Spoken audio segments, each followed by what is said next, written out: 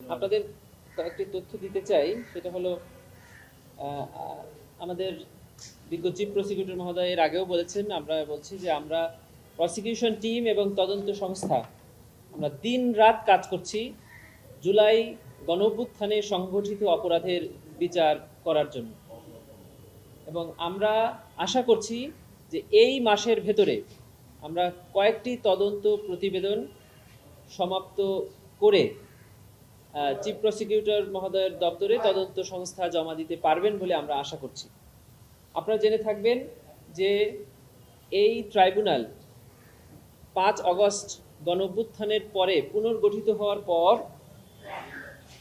18টি মামলায় 115 জনের বিরুদ্ধে গ্রেফতারি পরোয়ানা জারি করেছে, যাদের মধ্যে 35 জন গ্রেফতার হয়ে জেল হাজতে আছেন, 80 জনের বিরুদ্ধে গ্রেফতারি পরোয়ানা জারি আছে। তাদের মধ্যে 52 জন সিভিলিয়ান, 45 জন ল এনফোর্সিং এজেন্সির সদস্য এবং 9 জন সাবেক অবসরপ্রাপ্ত সেনা কর্মকর্তা। ট্রাইব্যুনালের এই 3 মাস বা তার কিছু বেশি সময়ে এই কার্যক্রম তদন্ত সংস্থা, প্রসিকিউশন অফিস এবং ট্রাইব্যুনাল এই 3 সংস্থার সমন্বয়ে আমরা এই কার্যক্রম সম্পন্ন করতে পেরেছি।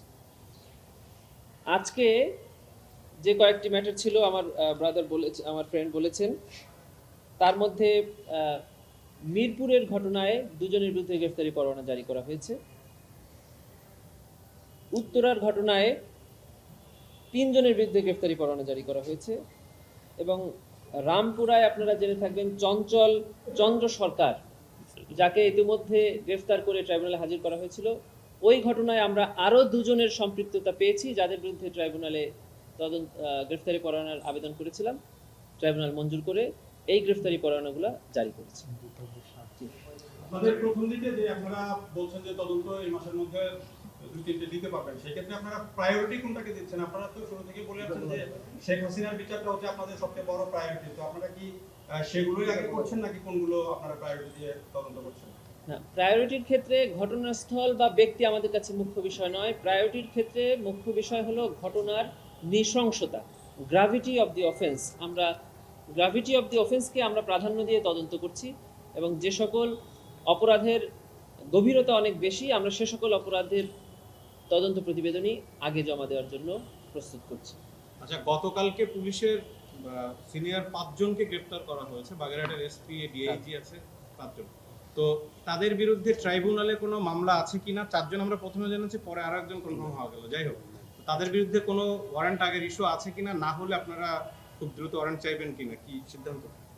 এটা আসলে ইন অ্যাডভান্স বলাটা সঠিক না এবং তদন্তের স্বার্থে আমরা এটা বলতে চাচ্ছি।